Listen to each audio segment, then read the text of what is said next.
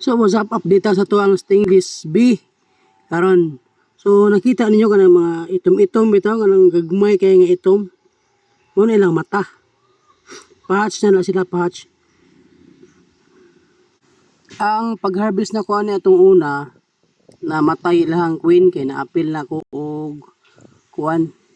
So karon murag naa na sila digay sila bagong queen kay na may bagong mga brood oh.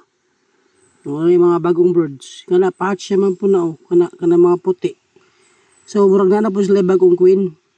So nana po igabuhat og kano, honey oh, ilalom. Mo na ilang ipangbutang mga pollen. Kanang puti.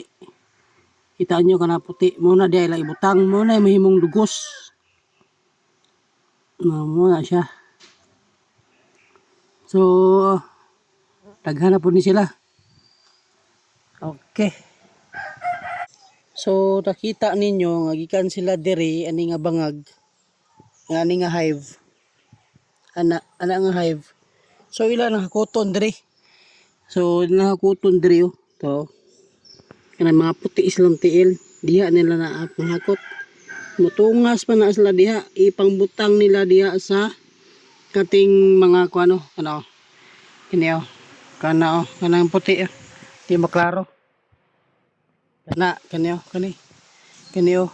Kani nga kuan. Kana ipangbutang nila diha. Para may bong dugos. So daghan na siya, milyon na ni kapin sila. Di lang makuan kay nanguha mo mga pollen ng uban. Kato unripe to siya, wala katong nagbuti kana oh.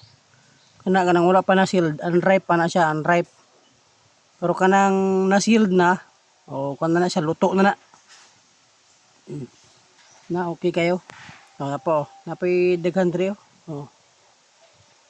Kana okay kayo.